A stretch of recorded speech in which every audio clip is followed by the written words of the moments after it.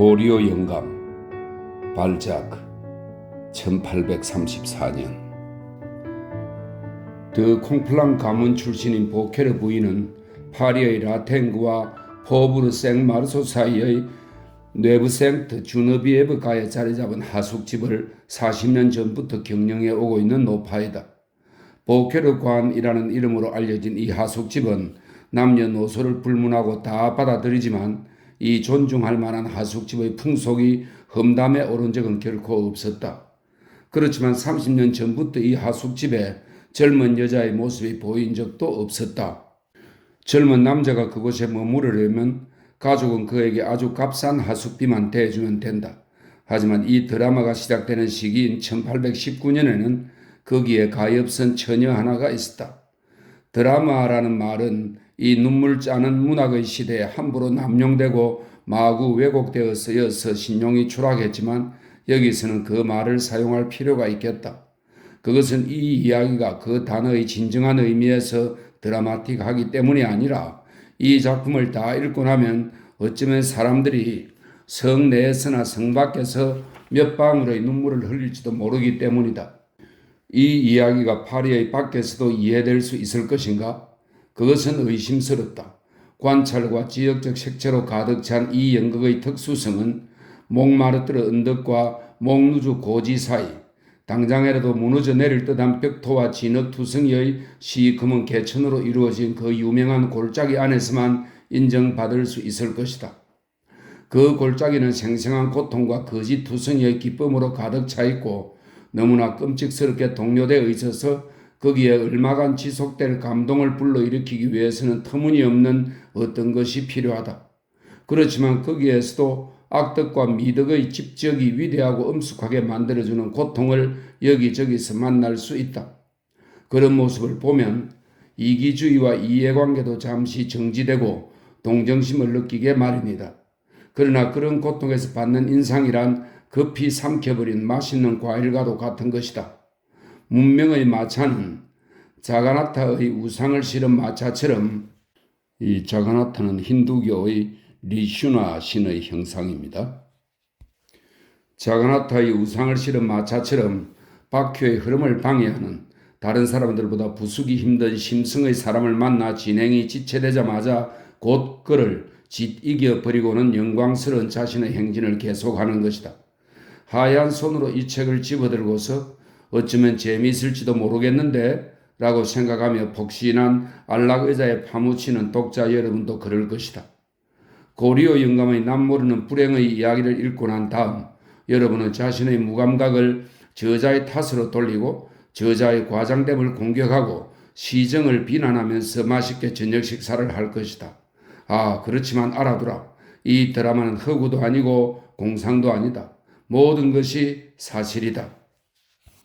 이 드라마는 너무나 진실된 것이어서 여러분 각자는 자기 집에서 어쩌면 자신의 마음속에서 이 드라마의 요소들을 인식할 수 있을 것이다. 하숙집으로 운영되는 건물은 보케르 부인의 소유이다.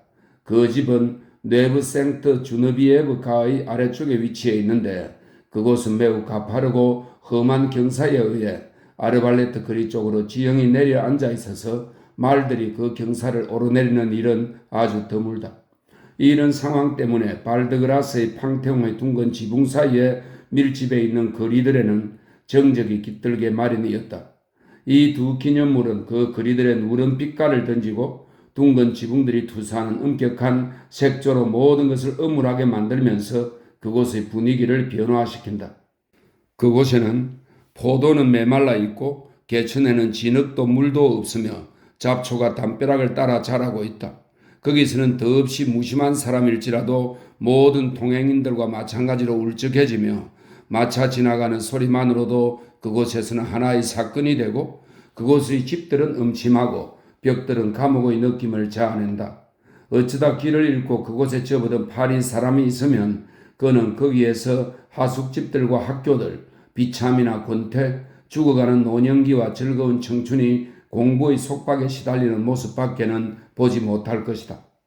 파리의 어떤 구역도 이보다 더 끔찍스럽고 이보다 더 생소한 곳은 없으리라.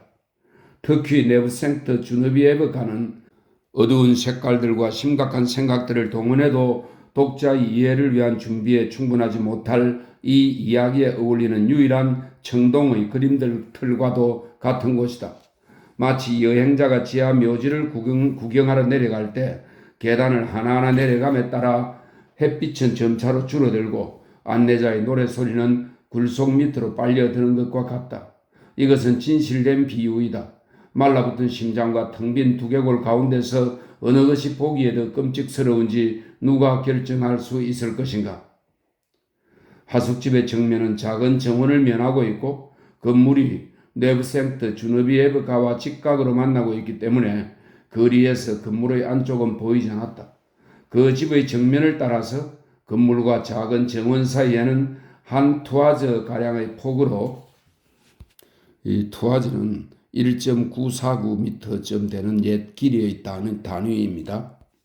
건물과 작은 정원 사이에는 한 투아저 가량의 폭으로 물받이용 자갈이 깔려 있고 그 앞으로는 모래를 덮은 산책로가 나 있는데 산책로의 가장자리는 푸른색과 흰색의 큰 독이 화분에 심은 제라늄, 협죽도, 석류나무들이 장식하고 있었다.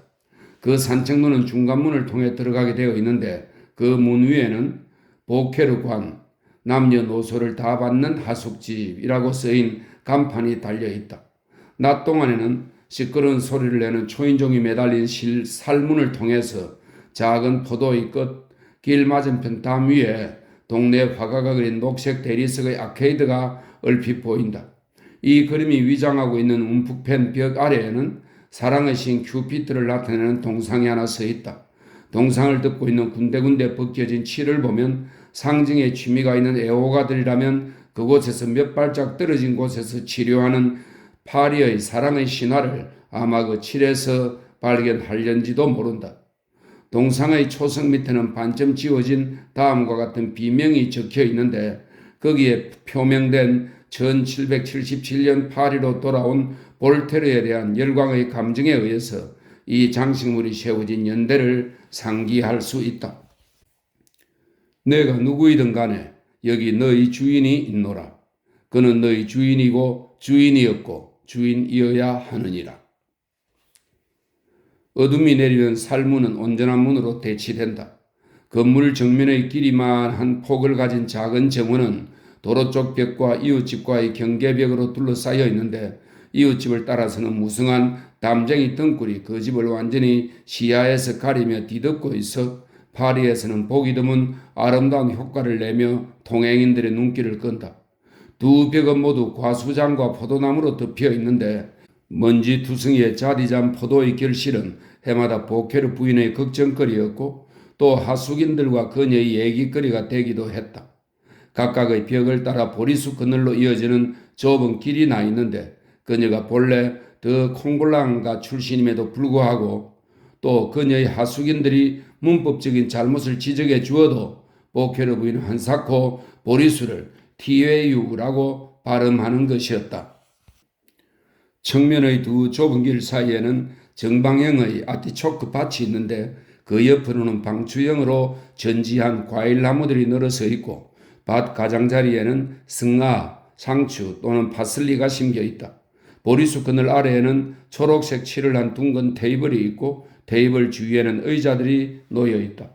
삼복철이면 커피를 즐길 만한 여유가 있는 회식자들은 알을 부화시킬 만큼 심한 더위를 피해 그곳에 와서 커피를 든다. 4층과 그 위에 다락방이 달려있는 건물 정면은 건축용 작은 돌들로 축조되었고 파리의 거의 모든 건물에 천박한 인상을 주는 누런색으로 칠해져 있다. 각 층마다 뚫려있는 5개 유리창에는 네모난 작은 유리들이 끼워있고 덧문이 달려있는데 덧문은 제각각 들쑥날쑥으로 들어 올려져 있어서 선이 서로 어울리지 않았다.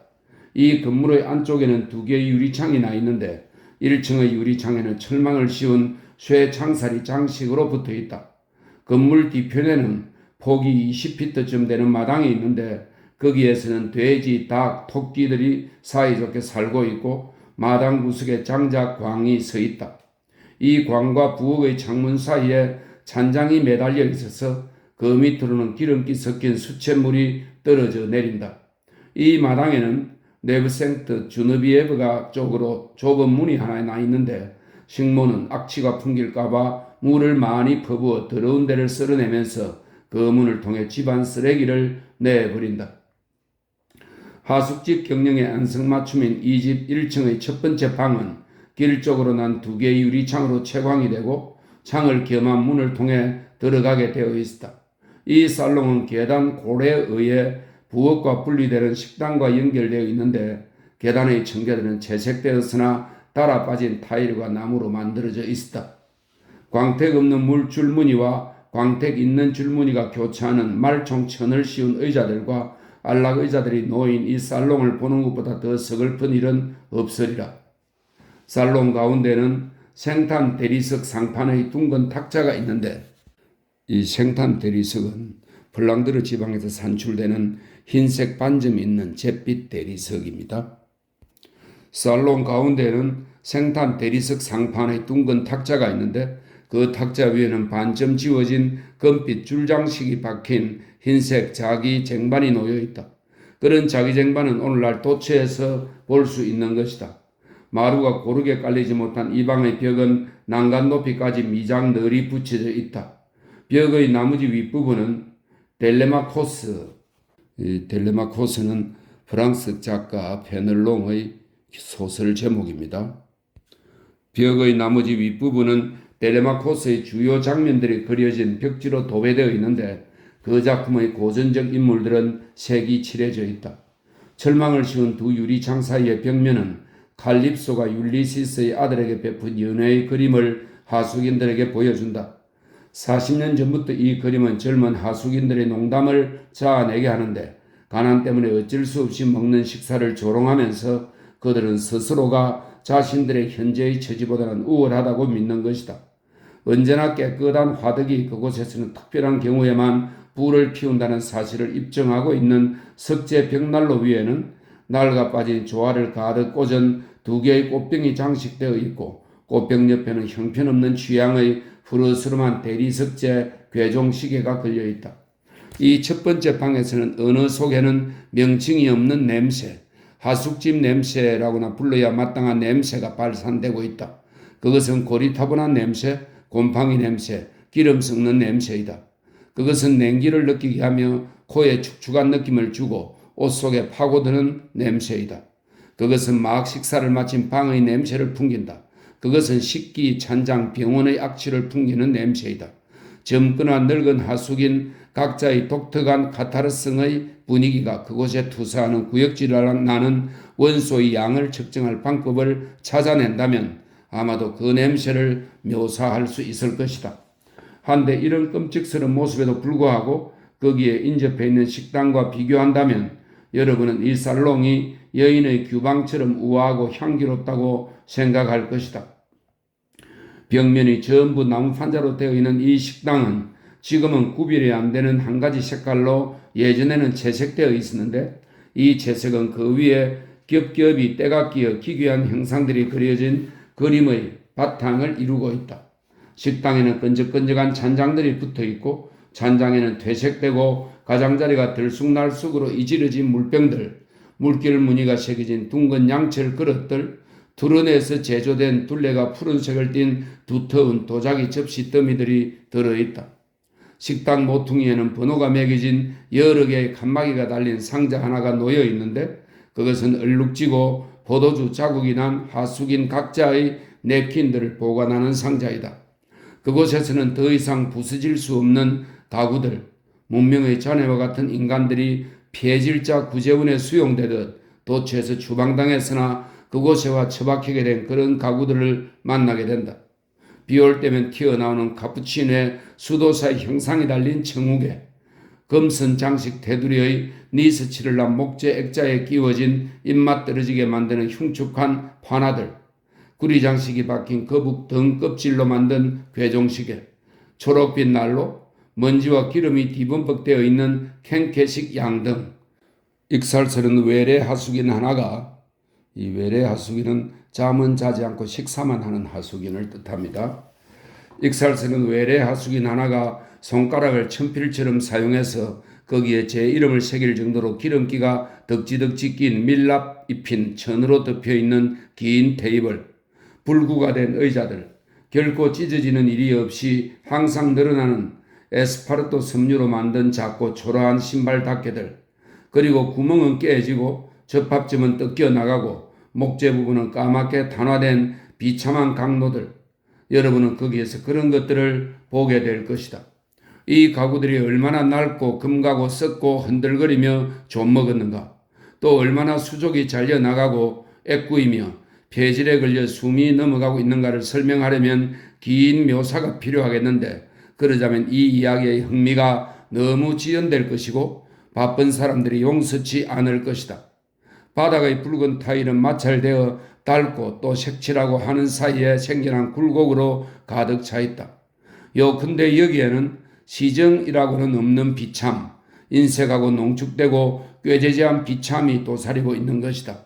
그 비참은 아직 진흙투성이는 아닐지라도 얼룩투성이하며, 아직은 구멍이 숭숭 뚫린 누더기가 아닐지라도 그것은 곧 썩어 무너져 내릴 운명의 비참이다.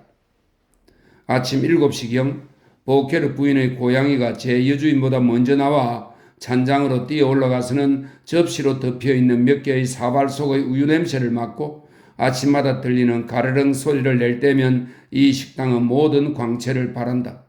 뒤이어 곧 과부가 모습을 드러내는데, 얇은 명주 망사로 만든 보닛 아래로 헝클어진 가발 타리를 늘어뜨린 그녀는 구겨진 슬리퍼를 질질 끌면서 걷는다.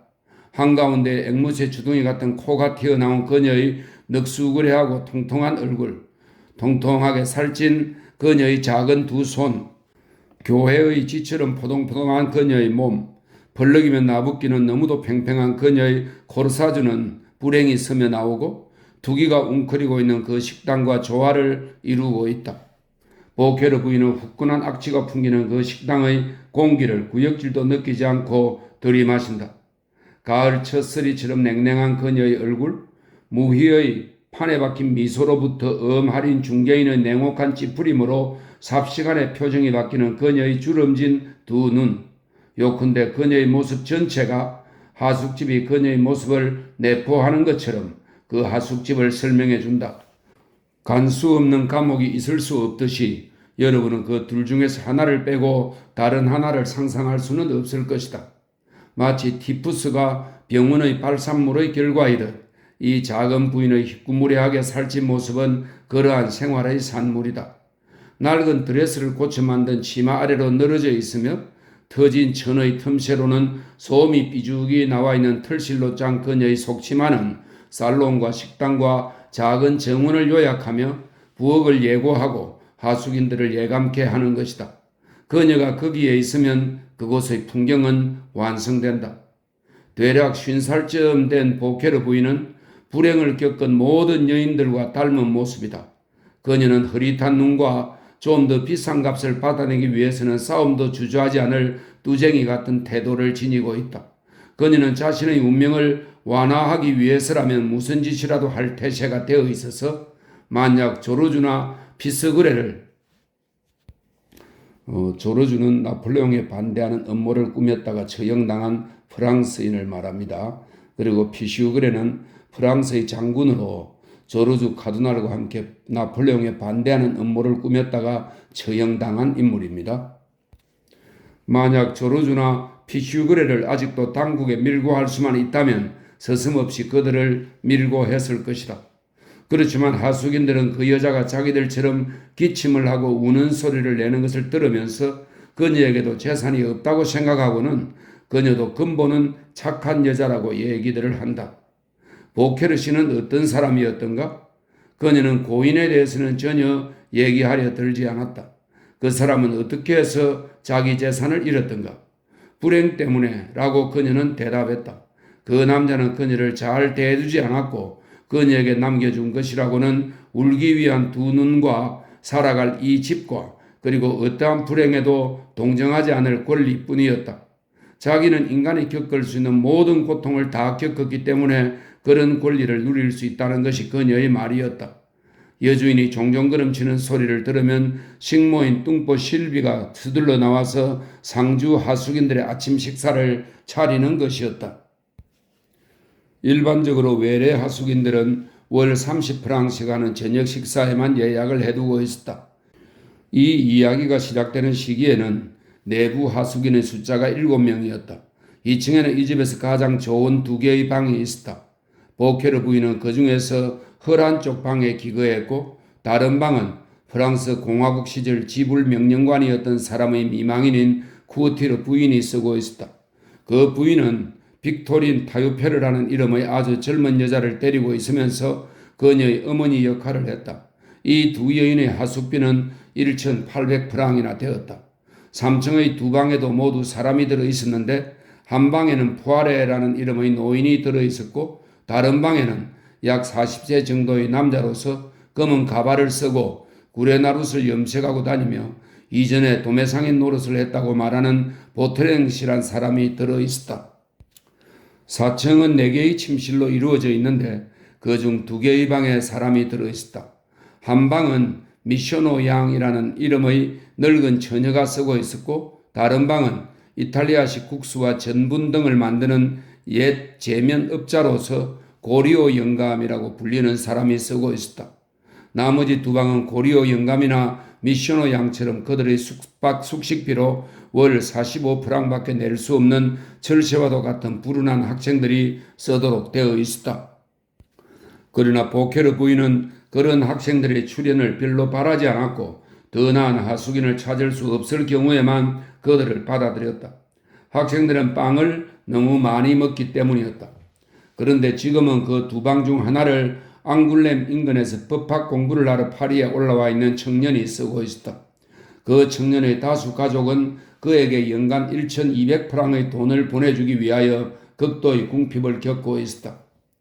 외젠드 라스티냐크라는 이름의 이 젊은이는 부모들이 그들에게 거는 희망을 어린 시절부터 이해하는 청년들, 진작부터 그들의 학업의 가치를 계산하고 사회를 쥐어짜를 제1인자가 되기 위해 사회의 미래의 움직임에 미리부터 그 학업을 적응시키면서 자신의 멋진 운명을 준비해가는 불행 때문에 공부에 단련된 그런 청년들 가운데 하나였다. 호기심 넘치는 그의 관찰과 파리 사교계의 살롱들 속에 뚫고 들어갈 수 있었던 그의 재주가 없었더라면 이 이야기는 진정한 색조로 채색되지 못했을 것이다. 그의 명민한 정신 덕분에 그리고 상황을 만들어낸 사람들이나 그것을 감내하는 사람이나 마찬가지로 조심스럽게 은폐하는 무서운 상황의 비밀을 꿰뚫어버리는 그의 욕구 덕분에 이 이야기의 진정한 색조는 살아나는 것이다. 4층 위에는 빨래를 넣는 데서는 헛간 하나와 그리고 심부름꾼 아이인 크리스토프와 식모인 뚱보 실비가 잠을 자는 2개의 지붕 및 방이 있었다. 7명의 내부 하숙인들 이외에도 보케르 부인은 매년 평균에서 8명 정도의 법과 대학생들이나 의과 대학생들 그리고 그 구역에 살면서 저녁 식사만 하도록 예약한 2~3명의 단골 손님을 가지고 있었다. 식당은 저녁 되면 18명을 수용했는데 20여 명까지는 받아들일 수 있었다.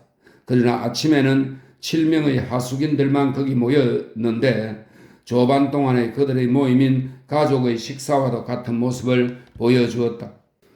그들은 각자 슬리프 차림으로 내려와서는 외래 하숙인들의 차림새나 모습에 대해서든 또는 지난밤의 사건들에 대해서든 친밀한 신뢰감을 보이며 서로 은밀한 얘기들을 주고받는 것이었다.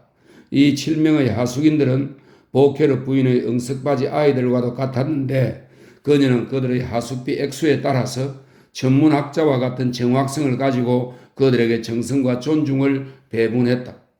그와 똑같은 고려가 우연히 모여든 이 사람들에게도 영향을 미쳤다. 3층의 두 하숙인들은 월 72프랑씩 밖에는 지불하지 않았다. 자선 산원과 여자 양로원 사이의 생메르셀 교회에서만 볼 수 있는 이런 싼 하숙비는 이 하숙인들이 어느 정도 분명히 드러나는 불행의 무게에 짓눌려 있음을 알려주는 것이다. 따라서 이 집의 내부가 보여주는 한심한 풍경은 마찬가지로 황폐한 이 집 거주자들의 복장에도 되풀이되는 것이었다.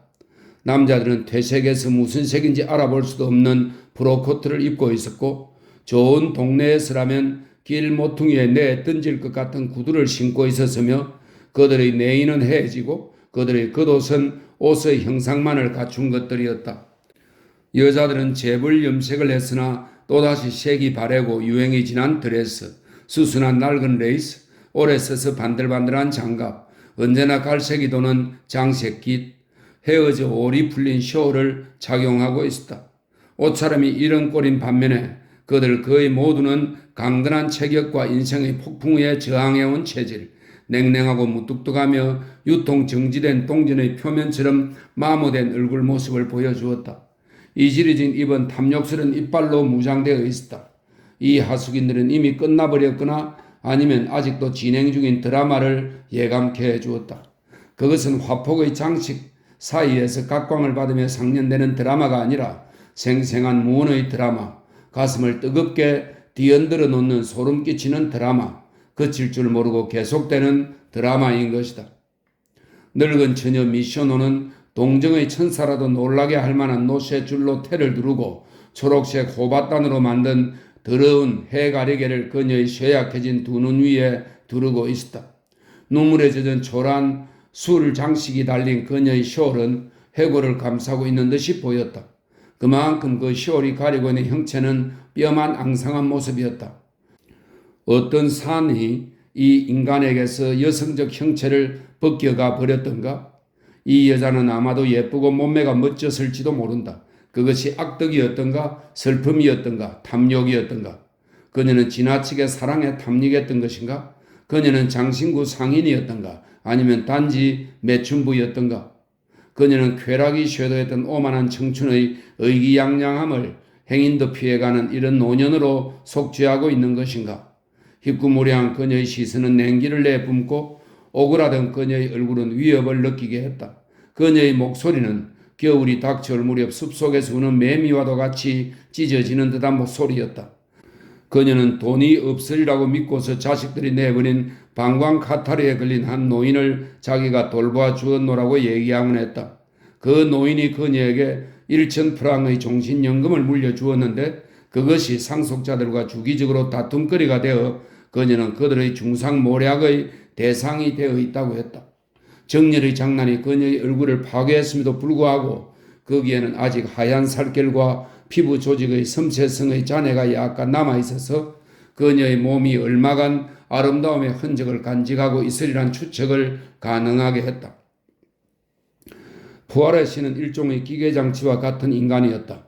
헐렁한 낡은 모자로 머리를 가리고 손에는 누렇게 바랜 상하 손잡이가 달린 단장을 가까스로 걸어쥐고 그의 속이 비어있는 듯한 짧은 바지와 술 취한 사람의 다리처럼 휘청거리는 파란 양말을 신은 다리를 잘 가려주지 못하는 퇴색한 프로코트 자락을 풀럭거리며 칠면조 모가지 같은 목둘레에 빗그름의 넥타이와는 잘 어울리지 않는 쭈그러진 두터운 모슬린 천 가슴 장식과 더러운 하얀색 조끼를 내보이면서 그가 식물원의 오솔길을 따라 잿빛 그림자처럼 느려져 있는 모습을 보고서 많은 사람들은 이 희미한 그림자 같은 산에도 이탈리아 대로를 나는 듯이 활보하는 자페의 자손들의 자페는 노아의 아들로서 성서에 의하면 인도 유럽 쪽의 선조이다라는 설명이 있습니다. 자페의 자손들의 그 대담한 종족에 과연 속하는 것인가 하고 의아해하는 것이었다. 어떤 일이 이 사람을 그처럼 오그라들게 할 수 있었던가? 어떤 정열이 그의 동그란 얼굴을 흑갈색으로 변색케 했기에 만화로 그려놓는다면 현실의 인간 같아 보이지 않게 만들었단 말인가? 그는 어떤 사람이었었던가? 어쩌면 그는 법무성 서기로서 친부모 살해범 처형에 쓰는 검은 베일이라든지 잘린 머리를 담는 바구니용 톱밥이라든지 칼의 끈 같은 것의 공급에 든 비용 계산서를 사형 집행인들로부터 발송받는 부서에서 근무했는지도 모른다. 어쩌면 그는 도살장의 문간에서 세금을 걷는 자였는지도 모르며 또는 위생국의 부검사관이었는지도 모른다. 요컨대 그 산에는 사회라는 우리의 거대한 방앗간의 당나귀들 가운데 한 마리였고 저를 속여 먹은 베르트랑을 알지 못하는 파리의 라통 가운데 이 파리의 라통은 라퐁텐의 우화, 원숭이와 고양이에 나오는 교활한 원숭이 베르트랑과 순진한 고양이 라통을 가리키는 말이라고 합니다. 저를 속여 먹은 베르트랑을 알지도 못하는 파리의 라통 가운데 한 마리였던 것 같다. 그는 공적 불운이나 불결이 그 위에서 돌아갔던 축과 같은 존재로서 그런 자들을 보면 어쨌든 이런 인간도 필요하기는 하지 라고 우리가 말하게 되는 그런 사람들 가운데 하나였다. 아름다운 파리는 정신적 또는 육체적 고통으로 창백해진 이런 얼굴들을 알지 못한다. 그러나 파리는 정말로 대양과도 같다. 거기에 수심 측정기를 던져보아도 당신은 결코 그 대양의 깊이를 알지 못할 것이다. 이 대양을 답사하고 묘사하겠다고, 그것을 답사하고 묘사하는데 당신이 아무리 정성을 기울인다 할지라도, 이 바다의 탐험가들이 아무리 숫자가 많고 관심이 크다 할지라도 거기에는 언제나 처녀지와 미지의 동굴이 있고 꽃들, 진주들, 괴물들이 있으며 문학적 잠수부들이 망각한 엄청난 어떤 것이 있을 것이다. 보케르관도 그런 흥미로운 기괴한 괴물 가운데 하나이다. 이 하숙집에서는 두 사람의 얼굴이 하숙인들 및 식사 손님들의 무리와 뚜렷한 대조를 이루고 있었다. 빅토린 타유페르 양은 비늘에 걸린 처녀들과 흡사한 병적인 창백함을 지니고 있었고 습관적인 슬픈 모습과 부자연스러운 태도, 빈약하고 가냘픈 모습으로 인하여 그 풍경의 배경을 이루고 있는 일반적인 고통과 결부되어 있기는 했지만 어쨌든 그녀의 얼굴은 늙지 않았고 그녀의 동작과 그녀의 목소리는 민첩했다. 이 불행한 처녀는 맞지 않는 토양에 최근에 옮겨 심어져 잎이 노랗게 변한 관목과도 같았다. 그녀의 따갈색을 띤 얼굴, 엷은 황갈색이 도는 그녀의 블론드 머리, 너무 호리호리한 그녀의 몸매는 현대 시인들이 중시의 작은 조상들에서 발견하는 것과 같은 매력을 나타내고 있었다. 검은색이 섞인 그녀의 잿빛 눈은 기독교적인 부드러움과 인종을 나타내 보였다. 단순하고 값싼 옷차림임에도 불구하고 그녀의 젊은 형체는 드러나 보였다. 그녀는 다른 사람들과의 대조에 의해서 예뻐 보였다. 행복했더라면 그녀는 매혹적인 모습이었을 것이다. 화장이 여자들의 치장인 것처럼 행복은 여자들의 시인 것이다. 만약 무도회의 기쁨이 이 창백한 얼굴을 장밋빛으로 물들였더라면 우아한 생활의 달콤함이 이미 가볍게 파인 그녀의 뺨을 가득 채우고 주홍빛으로 채색했더라면 사랑이 그녀의 슬픈 두 눈에 생기를 불어넣어 주었더라면 빅토리는 가장 아름다운 처녀들과 아름다움을 다툴 수도 있었을 것이다. 그녀에게는 여성을 재창조하는 물건인 오치장과 연애 편지가 결여되어 있었다. 그녀의 내력은 책 한 권의 주제가 될 만한 것이었다.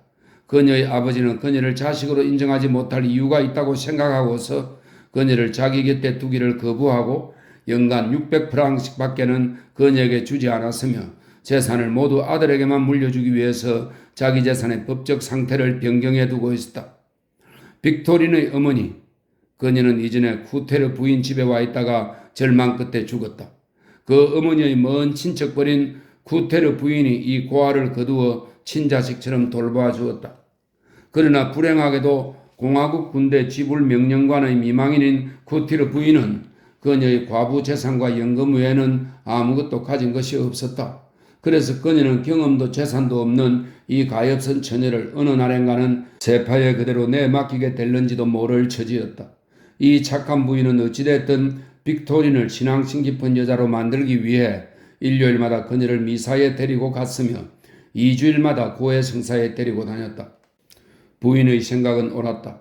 종교적 감정이 인정받지 못한 이 아이에게 미래에 대한 희망을 주어서 그녀는 자기 아버지를 사랑했고 어머니의 용서를 구하려고 매년 아버지 집으로 향하는 것이었다.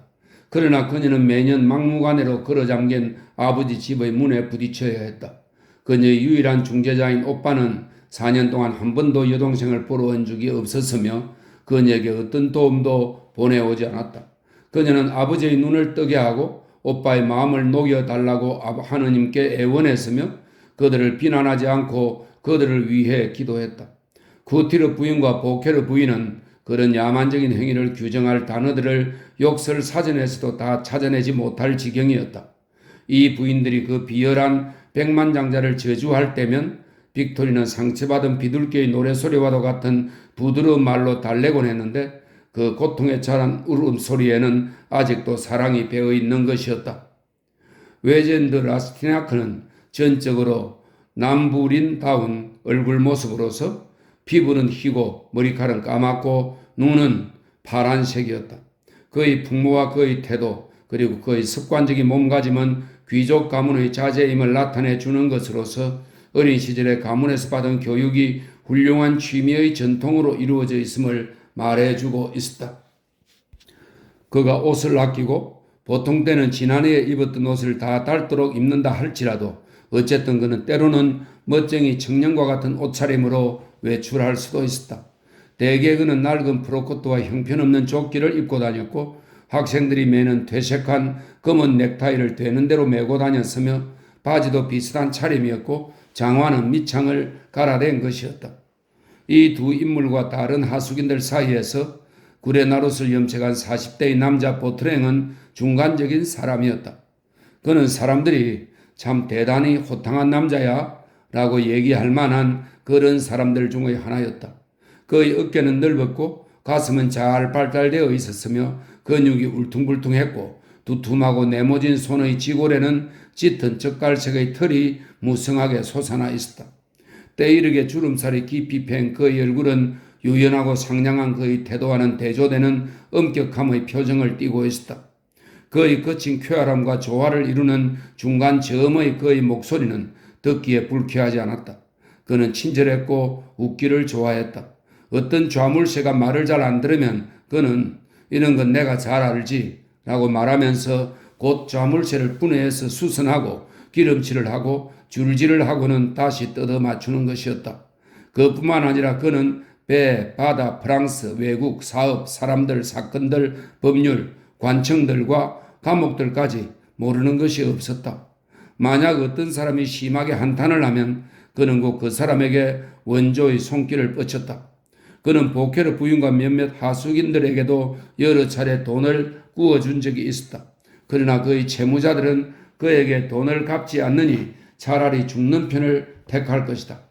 그의 호인다운 태도에도 불구하고 그는 심오하고도 결단에 찬 어떤 시선으로 그만큼 두려움을 불러일으키는 것이었다. 그가 침을 뱉는 태도를 보면 그는 좋지 않은 처지에서 벗어나기 위해서라면 주저하지 않고 범죄라도 저지를 것 같은 태연한 냉정성을 엿보게 해주었다. 준엄한 재판관처럼 그의 눈길은 모든 문제, 모든 의식, 모든 감정의 밑바닥까지 꿰뚫어 보는 듯 했다. 아침 식사 후에 외출했다가 저녁을 먹으러 돌아오고 또 밤 시간 내내 밖에 나가 있다가 자정무리 옆에서 보케르 부인이 그에게 맡긴 만능 열쇠를 이용해 문을 따고 집으로 돌아오는 것이 그의 생활 습관이었다. 오직 그 사람만이 그런 특권을 누리고 있었다. 그는 또 주인 여자와 아주 사이가 좋아서 그녀를 엄마라고 불렀으며 가벼운 아양삼아 그녀의 허리를 껴안곤 했다. 보트랙만이 그녀의 육중한 허리를 껴안을 만큼 긴 팔을 지니고 있는 터이기도 해서 주인 여자는 그 행동을 그저 대수롭지 않은 일로 여기고 있었다. 디저트 때 그가 마시는 브랜디를 탄 커피 값으로 매월 15프랑씩 선뜻 치르는 것도 그의 성격의 한 단면을 보여주는 것이었다. 파리 생활의 소용돌이에 휩쓸린 젊은이들이나 자기들과 직접 관계되지 않는 것에는 무관심한 노인네들보다는 신중한 사람들일지라도 보트랭이 자기들에게 이야기하는 수상쩍은 인상에 별로 주의를 기울이지는 않았을 것이다. 그는 자기 주위 사람들의 일을 알고 있거나 짐작하고 있는 반면에 그의 생각이나 하는 일을 꿰뚫어 볼 수 있는 사람은 아무도 없었다. 그는 눈에 띄는 호의와 한결같은 친절과 쾌활함을 자기와 타인들 사이에 울타리처럼 치고 있었음에도 불구하고 종종 그의 성격의 무시무시한 심년을 드러내 보이는 일이 있었다. 그는 때때로 유베날리스에게나 어울릴 듯한 이 유베날리스는 서기 1, 2세기의 로마 풍자 시인입니다.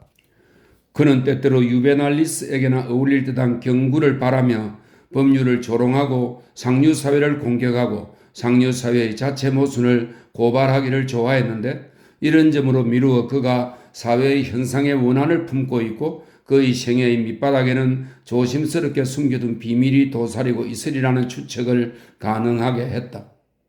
자신도 모르는 사이에 보트랭의 힘과 라스티냐크의 미에 이끌린 다유페르 양은 이 40대의 남자와 젊은 대학생 사이에 자신의 은밀한 눈길과 남모를 생각을 분배하고 있었다. 그러나 어느 날엔가는 우연히 그녀의 처지를 바꾸어 놓아 그녀를 부유한 결혼 상대자로 만들 수도 있을 것이련만 그들 중 누구도 그녀의 생각을 하는 것으로는 보이지 않았다. 게다가 하숙인들 가운데 아무도 그들 중 한 사람이 내세우는 불행이 거짓인지 아니면 사실인지를 애써 확인해 보려 들지 않았다. 그들 모두는 각자의 처지에서 비롯되는 불신이 섞인 무관심을 상호간에 품고 있었다. 그들은 서로의 고통을 들어주기에는 자신들이 무력하다는 것을 알고 있었고 그들 모두가 고통의 얘기를 주고받음으로써 이미 애도의 술잔을 다 비워버린 셈이었다. 늙은 부부와도 같이 그들은 더 이상 주고받을 얘기거리가 없었다. 그들 사이에 남아있는 것이라고는 기계적 생활의 관계, 기름기 없는 톱니바퀴의 작동뿐이었다. 그들 모두는 길에서 눈먼 거지를 보아도 똑바로 지나쳐갈 것이고 불행의 얘기를 아무 감동 없이 들을 것이며 더없이 무서운 단말마의 고통에 대해서도 그들을 냉정하게 만든 그 비참의 문제의 해결책은 죽음밖에 없다고 생각할 것이다. 이 황폐한 영혼들 가운데서 그래도 가장 행복한 사람은 이 자유로운 양로원에 군림하는 보케르 부인이었다. 적막함과 추위, 메마름과 축축함이 스텝 지대처럼 광막하게 만들어 놓고 있는 그 작은 정원이 그녀에게만은 쾌적한 작은 숲이었다. 카운터의 녹청 냄새를 풍기는 이 누렇고 우중충한 집이 그녀에게만은 지극한 즐거움을 지니고 있었다. 감옥의 독방과도 같은 방들은 그녀의 소유였다. 그녀는 존중받는 권위를 행사하면서 종신에게 취해진 이 죄수 같은 하숙인들을 부양하고 있었다.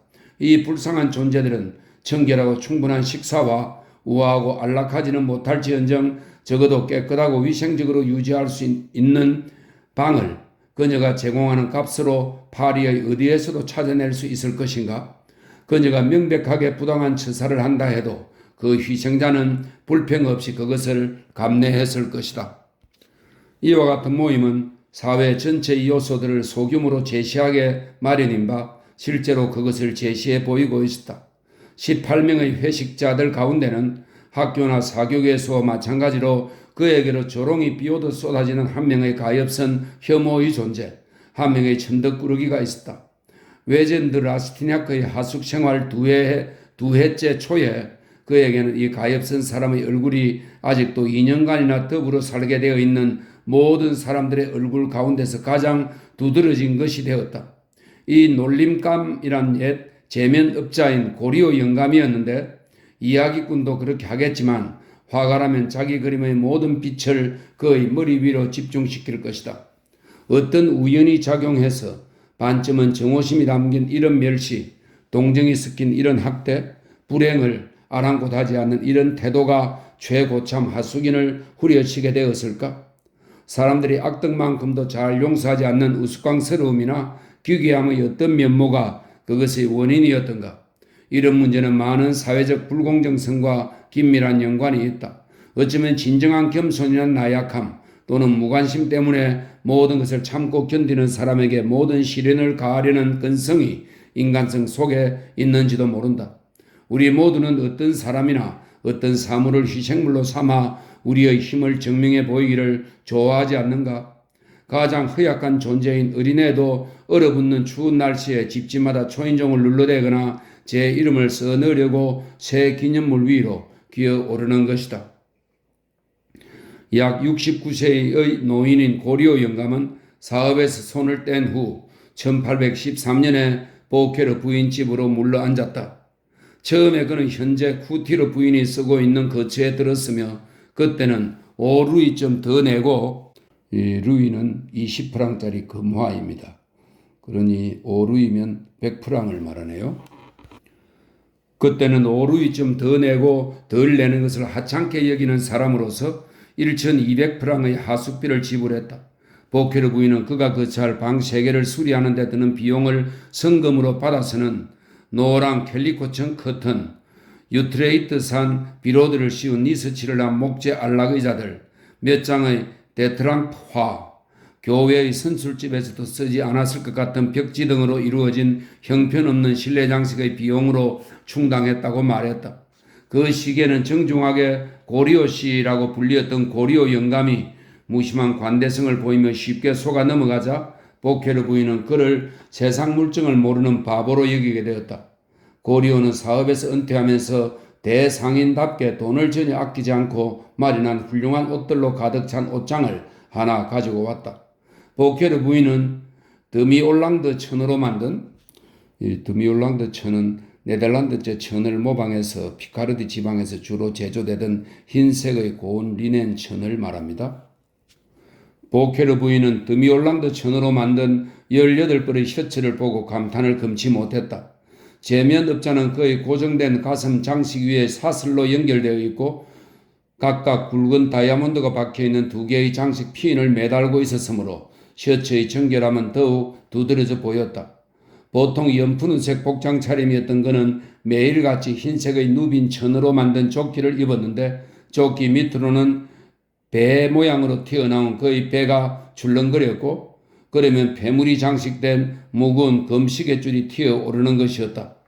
마찬가지로 금 제품인 그의 코담배 갑에는 머리칼이 가득 든 메달 하나가 달려있어서 보기에 따라서는 그가 여자 관계가 많았던 사람이라고 생각할 수 있게 했다. 여주인이 그를 한량이라고 공박할 때면 그는 말을 쓰다듬어 주는 듯한 중산층 남자의 쾌활한 미소를 그저 입에 떠올릴 뿐이었다.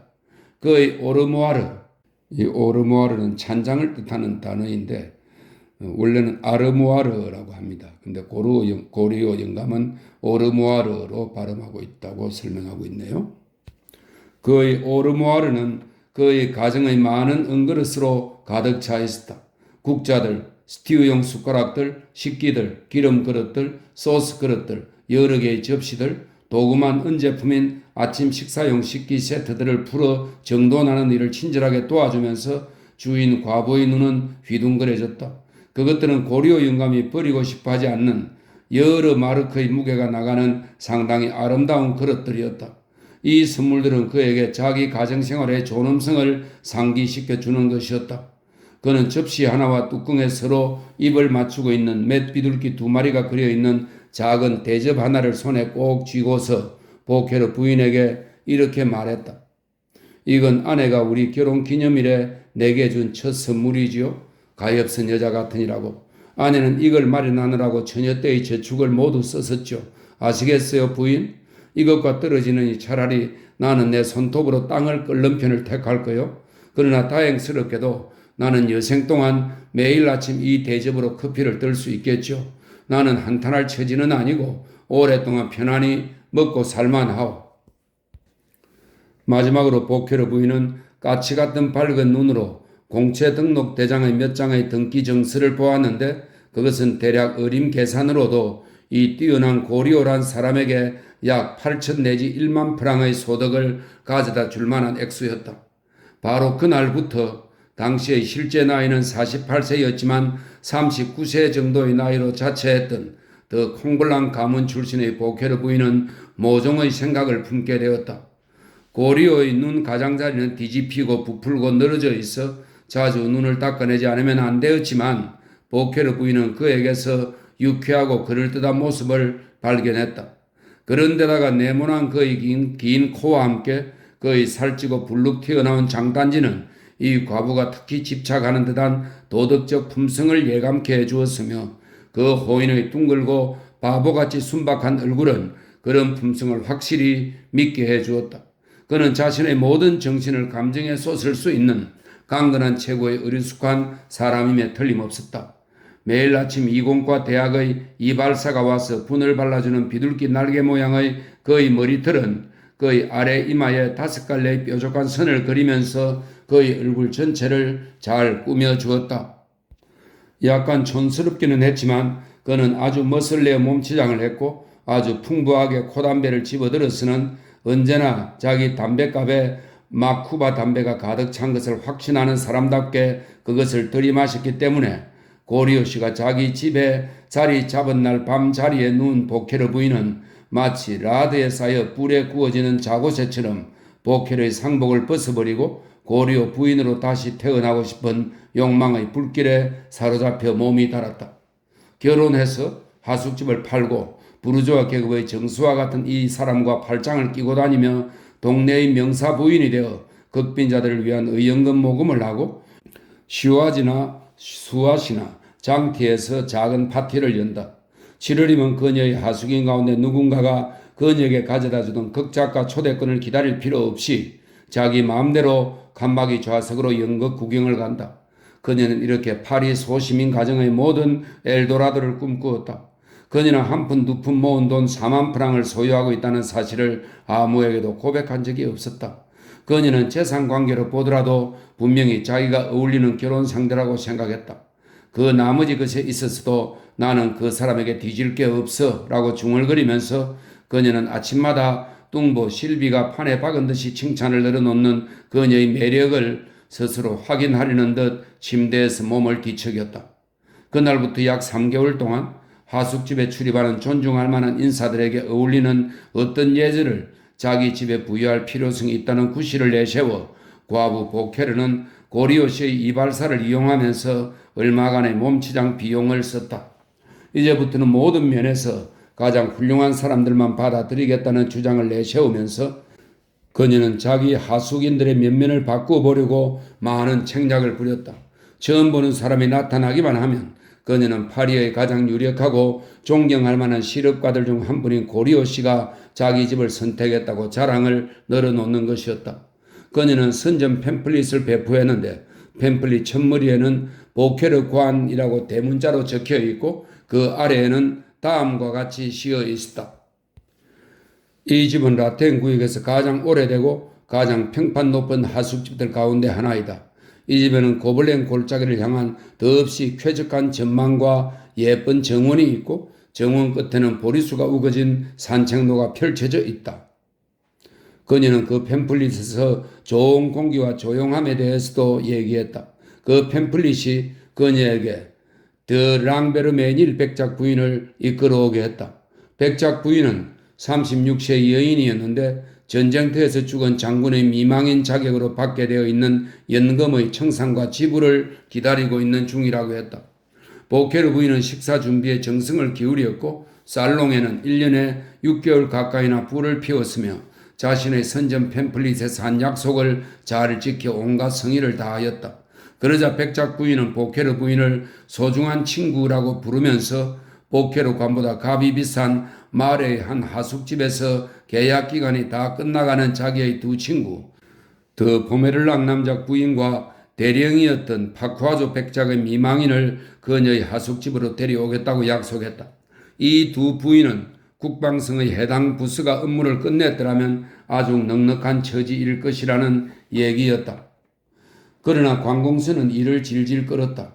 백작 부인은 말했다. 두 미망인은 저녁 식사 후에 함께 보케르 부인의 방으로 올라가서 여주인이 먹으려고 마련해둔 과자를 나누어 먹고 까막 까치밥 술을 마시면서 잡담을 나누곤 했다.